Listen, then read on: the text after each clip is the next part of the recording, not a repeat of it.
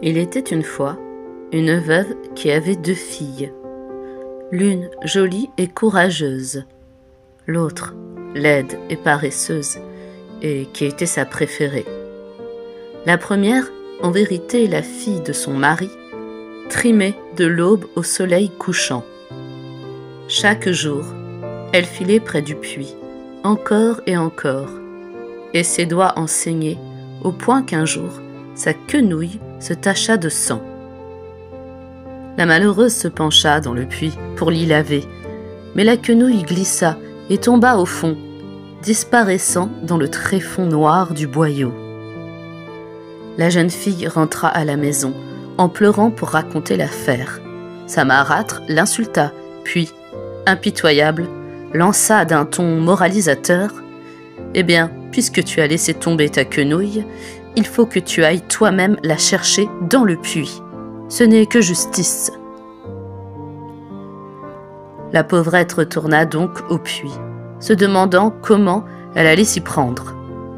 Elle se pencha sur la margelle et ne vit qu'un profond trou noir. Alors, dans son désarroi, elle ne trouva d'autre solution que d'y sauter. Elle s'évanouit, mais quand elle reprit ses sens, quelle surprise! Elle se trouvait dans une belle prairie fleurie et ensoleillée. Ravie, elle avança et bientôt se trouva devant un four à pain. De l'intérieur du four, des voix lui parvinrent. Les pains l'appelaient. « Retire-nous d'ici, retire-nous, sinon nous allons brûler.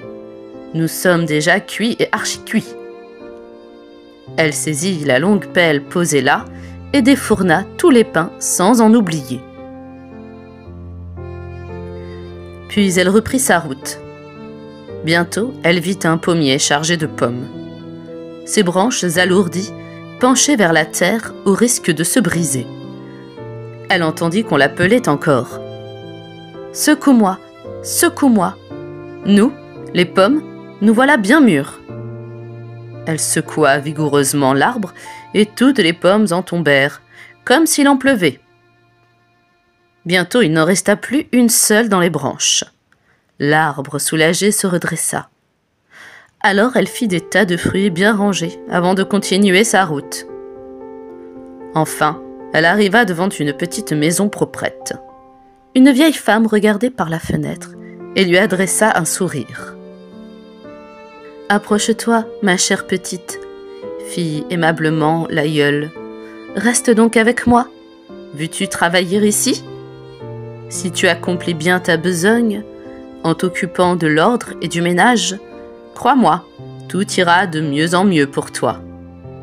La tâche la plus importante sera de bien faire mon lit.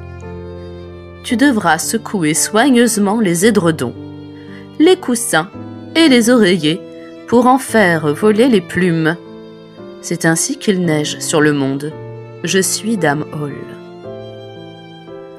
La vieille dame prononçait de bonnes paroles d'un ton gentil, si bien que la jeune fille, réconfortée, encouragée, accepta son offre de grand cœur. Elle se mit à l'ouvrage et prit vite ses habitudes dans la maison, à l'entière satisfaction de Dame Hall.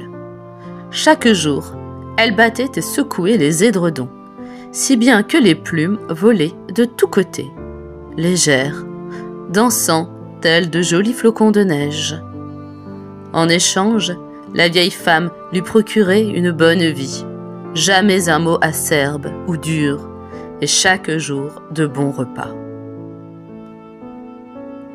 La jeune fille resta un bon bout de temps chez Dame Hall, travaillant avec entrain, mais vint un moment où elle se sentit triste, de plus en plus triste, le cœur lourd, sans raison. Enfin, elle se rendit compte du mal dont elle souffrait. C'était le mal du pays. 1000 fois mieux traitée chez Dame Hall que chez sa marâtre, elle n'en avait pas moins la nostalgie de sa maison. « Je m'ennuie de ma famille, avoua-t-elle bientôt.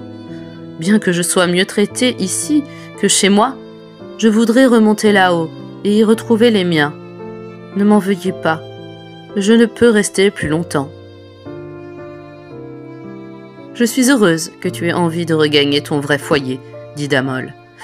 Puisque tu m'as bien servi et que tu as été fidèle, j'irai moi-même te raccompagner là-haut. » Elle mena la jeune fille devant un immense portail dont les vantaux étaient ouverts.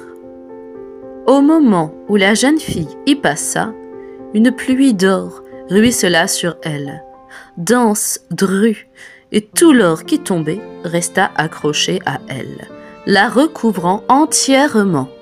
« Voilà, » dit Dame Aule, « ta récompense pour avoir accompli un travail si diligent et si soigneux. » Dame Aule lui tendit encore sa quenouille, celle-là même qui était tombée au fond du puits. La grande porte se referma, et la jeune fille se retrouva dans son monde. Quand elle entra dans la cour, le coq, perché sur l'arceau du puits, se mit à chanter. La demoiselle d'or est revenue. Elle entra chez sa marâtre, et, comme elle était couverte d'or, les deux femmes lui firent bon accueil et la pressèrent de questions.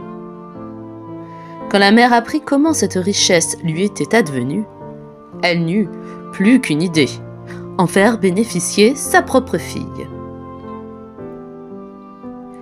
Cette dernière reçut donc l'ordre d'aller filer au bord du puits. Pour que sa quenouille se couvre de sang, la paresseuse dut s'égratiner dans les épines.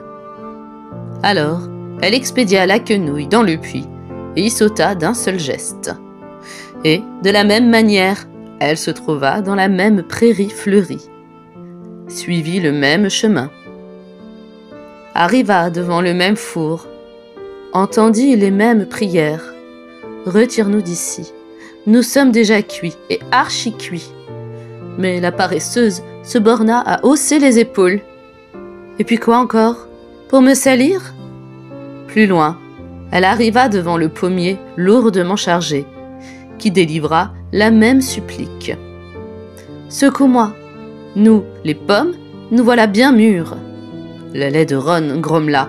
« En voilà une idée, je risque d'en recevoir une sur la tête. » Et elle poursuivit gaillardement son chemin. La dame de Maison Aule se dressait devant elle, et la vieille était à sa fenêtre. La fille, laide, pour en avoir plus vite fini, se mit à la servir incontinent. Le premier jour se passa bien. Elle fit du zèle et obéit à toutes les consignes, avec empressement, car elle songeait alors que ses efforts lui vaudraient. Mais dès le deuxième jour, elle paraissa et prit son temps.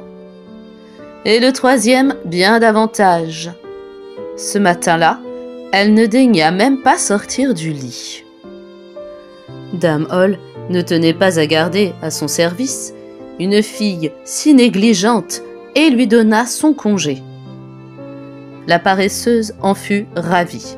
Elle n'avait pas dû attendre bien longtemps, ni se contraindre à beaucoup d'efforts avant de passer sous la pluie d'or. Mais si Dame Aule tint à la reconduire elle-même jusqu'au grand portail, ce ne fut pas de l'or qui en tomba et se répandit sur elle, mais une énorme quantité de pois noirâtre. « Voilà la récompense de tes services, telle que tu l'as méritée, » lui dit-elle.